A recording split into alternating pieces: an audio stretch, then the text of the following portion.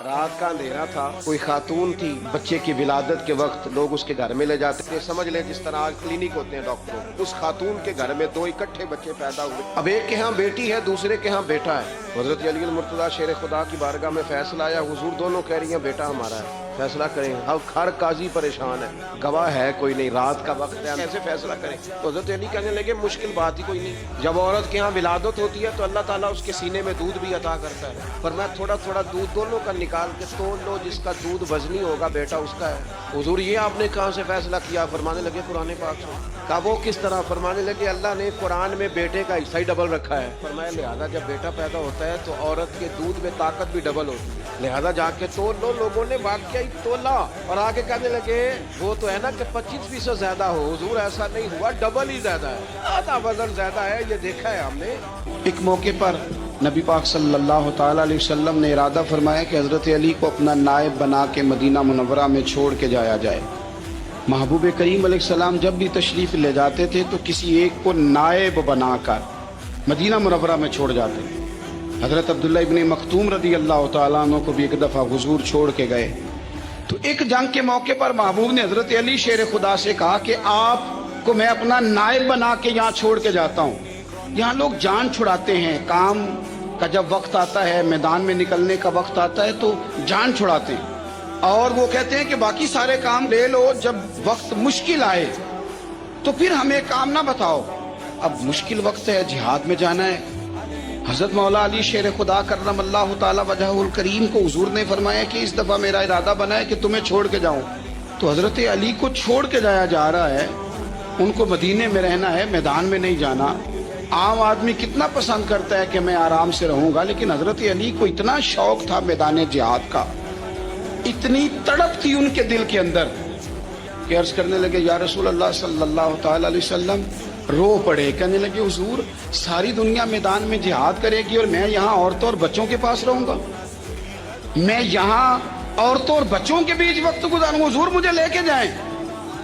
تو وہاں بھی حضور نے محبت کی بات سمجھائی، فرمایا علی جب حضرت موسیٰ کوہ طور پہ گئے تھے تو اپنے بھائی جناب ہارون کو چھوڑ گئے تھے، تو تم بھی تو میرے لیے اسی طرح ہونا جس طرح موسیٰ کے لیے ہارون تھے، لیکن فرمایا یہ یاد رکھنا میرے بعد نبی کوئی نہیں، حضرت موسیٰ بھی نبی ہیں اور جناب ہارون بھی نبی ہیں علیہم السلام، لیکن وہ انہیں چھوڑ کے گئے تھے، میں تمہیں چھوڑ کے جا رہا ہوں۔ کہ ایک بات اپنے ذہن کے اندر بٹھانا کہ میرے بعد کوئی نبی نہیں آئے گا۔ تو ایک شخص تھا عمر بن عبد ود، 90 سال کا بوڑھا، لیکن جب تلوار لے کے میدان میں آتا تھا تو 1000 آدمی کے مقابلے میں لڑتا تھا، اور لوگ جگہ جگہ یہ کہتے تھے تو اس طرح ہے جس طرح عمر بن عبد ود لوگوں کو ڈراتا ہے، تو اس طرح ہو گیا۔ یہ اس کے ارد گرد کے لوگ اس کی مثالیں دیتے تھے۔ جنگ خندق جب ہو رہی تھی تو یہ مقابلے میں آ گیا، تو حضرت علی المرتضیٰ شیر خدا کرم اللہ تعالی وجہ الکریم بھی تشریف فرما تھے۔ اب پورے عرب کے اندر اس کے بارے میں یہ کہا جاتا تھا کہ اس سے نہ لڑو، وہ تو خونخوار ہے، وہ تو درندہ ہے، وہ تو جنگلی شیر کی طرح آتا ہے، وہ تو کاٹ کھانے کو دوڑتا ہے، اس سے کون لڑے۔ ایک خیال تھا، اور وہ پراپوگنڈا بعض اوقات اتنا زیادہ کسی کے بارے میں ہوتا ہے کہ میں بچے لوگ آتے ہیں نا بچہ دم کرانے کے لیے تو کہتے ہیں پیر صاحب بڑا ضدی ہے، کسی کی بات نہیں مانتا، باقی بچے ٹھیک تھے، یہ تو بڑا ہی نالائق نکل آیا ہے۔ تو میں کہتا ہوں کہ آپ اس کے سامنے یہ والی باتیں نہ کریں، یہ پکا ہو جائے گا کہ میں ضدی ہوں۔ تو آپ ذہن بنا رہے ہیں اس کا کہ تو اس طرح کا ہے، ذہن بنا دیا لوگوں نے کہ عمر ابن عبد ود کے مقابلے میں کوئی نہیں آ سکتا۔ خندق میں یہ آیا، اس نے للکارا مسلمانوں کو، آؤ وہ تمہاری جنت کدھر ہے جس کے بارے میں تم کہتے ہو کہ ہم شہید ہوں گے، تو آؤ میرے مقابلے میں نکلو۔ جب اس نے پہلی دفعہ للکارا، ابھی بات ختم نہیں ہوئی تھی کہ مولا علی تلوار لے کے اللہ اکبر کہتے کھڑے ہو گئے۔ حضور نے فرمایا بیٹھ جاؤ، حضرت علی پھر بیٹھ گئے۔ وہ پھر پکارا اٹھو کوئی میرے مقابلے میں، تو مولا علی شیر خدا پھر کھڑے ہو گئے، پھر کھڑے ہو گئے۔ حضور نے فرمایا بیٹھ جا۔ ایک شخص نے کہا علی یہ عمر بن عبد ود ہیں، فرمایا مجھے پتا ہے۔ نہیں سمجھے آپ بات، میں آپ کو سمجھا کے لایا ہوں پیچھے سے کہ پراپوگنڈا کرتے ہیں نا لوگ، ہو آگے نہ جانا، یہاں کرنٹ بڑا زیادہ ہے، وولٹیج بڑے سخت ہیں، تو آگے نہ بڑھنا۔ بھائی کیا ہو جائے، اٹھ باندھ کمر کیوں ڈرتا ہے، پھر دیکھ خدا کیا کرتا ہے۔ حضرت علی تیسری دفعہ اس نے کہا نا ہے कोई? तो हजरत अली फिर उठे। अब तो रसूल पाक सल्लल्लाहु ताला अलैहि वसल्लम ने थपकी दी। बाज जगह यह है कि हुजूर ने खुद तलवार थमाई, सर पे इमामा बांधा और हुजूर ने फतह याबी की दुआ फरमाई। हजरत अली घोड़े पे बैठे निकले और जब उसके सामने गए तो जाके कहने लगा मेरा पता है। हजरत अली फरमाने लगे तू अपना छोड़, मेरा पता है तुझे, मुझे तो जानता है। कहने लगा मैं 1000 के मुकाबले में अकेला लड़ता हूँ। हजरत अली शेर खुदा फरमाने लगे पता नहीं तू किन से लड़ता रहा है, जाने वो कौन है जिनसे तू लड़ता रहा, वो कौन 1000 थे जो तेरे मुकाबले में आते थे, पता नहीं। तो कहने लगा मेरा नाम मेरी माँ ने अमर बिन अब्दे बुद रखा है। फरमाया छोड़ तू, मेरी माँ ने मेरा नाम हैदर रखा है। कहने लगा तेरी उम्र छोटी है, कोई बड़ा ला। फरमाने लगे ये तो जब हंजे में पंजा मिलेगा तो पता चलेगा उम्र किसकी छोटी है। अभी तू कहानियों से मुतासर करना चाहता है, तू चाहता है कि तू प्रेशर डाले और मैं तेरी बात सुनूं, तो मुकाबले में आ, डींगे ना मार, कहानियां ना सुना। दीवारें हिलती रहती हैं और दर कांप जाता है। अली का नाम सुन के अब भी खैबर कांप जाता है। तू मुकाबले में आ, तू बातें बना रहा है, कहानियां सुना रहा है। तो कहने लगा तू बच्चा है, मैं चाहता नहीं तेरा खून बहाऊं। तो हजरत अली कहने लगे मैं बड़े दिन से परेशान हूं कि किसी बेईमान का खून बहाया क्यों नहीं, मेरा बड़ा दिल कर रहा है तेरा खून बहाऊं। उसने बड़ी जोरदार ज़रब लगाई, गुस्से में इतना पागल हुआ क्योंकि उसके बारे में मारूफ था कि वैश्य मिजाज आदमी, इतना सख्त पागल हुआ गुस्से में, उसने अपने घोड़े के पैर काट डाले। पहले तलवार घोड़े को दे मारी, उसको काट के दौड़ा। ये क्यों करते थे लोग, अरब के लोग उस वक्त ये काम करते थे कि हमने घोड़ा ही मार डाला है ताकि हम भाग ना सके। कहते ना कश्तियां जला दी हैं कि अब वापस जाने का रास्ता ही बंद हो जाए। घोड़े के पैर काट डाले के भागना नहीं। और बड़ी जोर से उसने ज़रब लगाई हजरत अली पर। हजरत अली ने जब रोकी तो वो ढाल टूट गई हजरत मौला अली, और आपके इमामे को उसकी तलवार भी लगी। आपने फरमाया दिखा लिया तूने जोर, अब मेरी बारी है। हजरत मौला अली शेर खुदा का कद बज़ाहिर छोटा था। सहाबा कहते हम दूर से देख रहे थे, अल्लाहु अकबर कह के थोड़ा सा जमीन से वो उठे, थोड़ा सा उठे और फिर दोबारा नहीं उन्हें तलवार चलानी पड़ी। एक ही ज़रब लगाई और उसके 2 टुकड़े करके उसे जमीन पे फेंक दिए। तो अजीज दोस्त आप याद रखेंगे इस बात को कि अपनी जिंदगी के अंदर मरूब होना छोड़ दें। रोब में तातारियों ने मुसलमानों को मरूब कर लिया था, रोब डाल लिया था कि हम बहुत बड़े लोग हैं। यही आज हमारे साथ बहुत सारे लोग करते हैं, दिलों में रोब आ जाता है, अमीर रिश्तेदार का, फलाने का, फिर वो जो मर्जी करता है। तातारियों की एक बीबी वो क्या करती, वो 9-10 मुसलमान नौजवानों को सड़क पे खड़ा कर जाती, कहती इधर खड़े होना, मेरे आने तक हिलना ना। जवान है लेकिन रोब है ना कि ये बड़े वैशी हैं। अकेली बीबी अंदर जाती, तलवार ले आती, और वो खड़े हैं, वो भागे भी नहीं, इतना डर गए, टांगे कांप रही हैं, भागने की भी जरूरत नहीं कर रहे। तसल्ली से गई है, तलवार लेके आई है और उसने 9 जवान मुसलमानों के गले काट दिए। इस रोब से निकले बाहर, नौजवानों से कहते हो निकलो।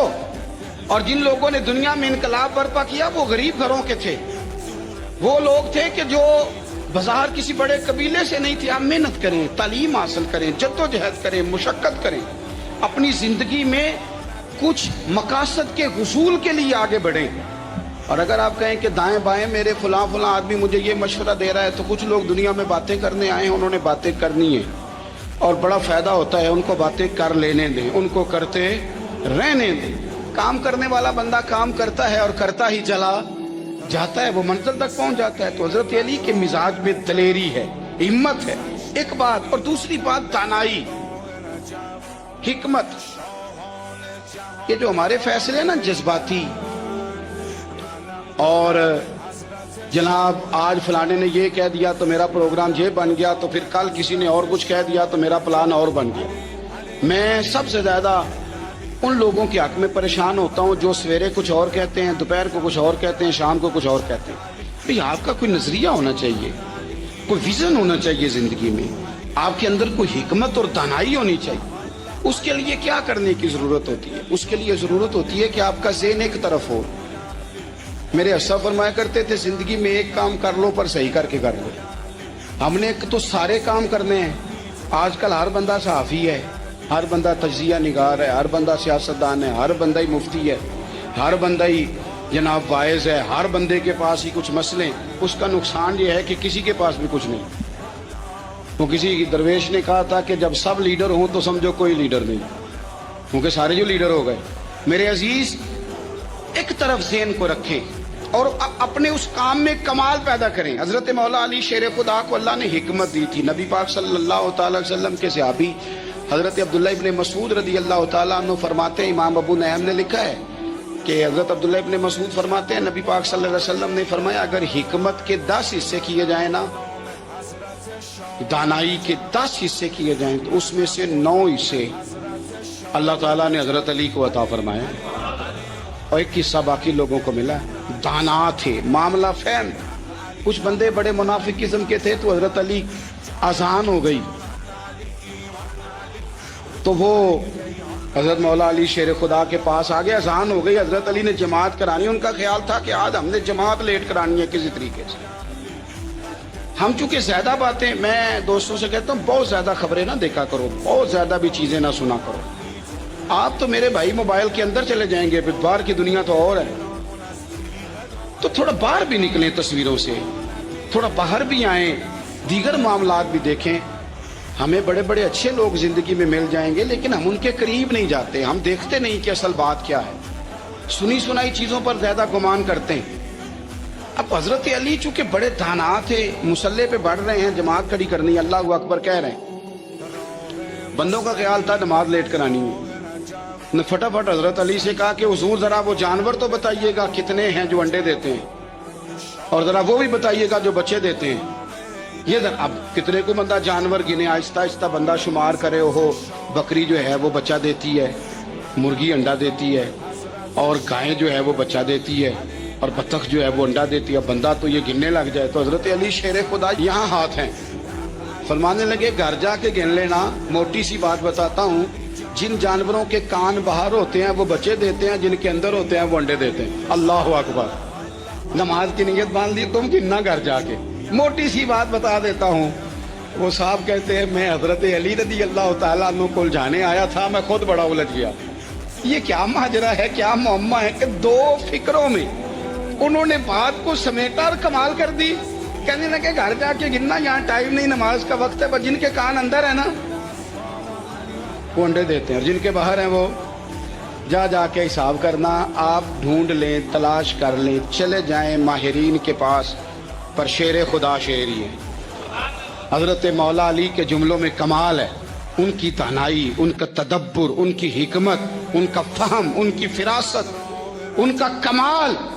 ایک شخص بڑی دور سے آیا، اس نے کہا حضور مجھے نا لمبی باتیں یاد نہیں رہتی، 2 باتیں بس بتا دیں میں عمل کروں تو زندگی بن جائے. 2 باتیں. تو حضرت علی فرمانے لگے لمبی امیدیں نہ لگانا، لمبی امیدیں نہ لگانا، موت کا پتہ نہیں کب آ جائے. منصوبہ بندی ضرور کرنا آنے والی نسلوں کے لیے، اپنی ذات کے لیے لمبی امیدیں نہ باندھنا، یہ بھی کر لوں گا، یہ بھی کر لوں گا. ہم ریٹائر نہیں ہوتے زندگی بھر، پلان پہ پلان، پلان پہ پلان.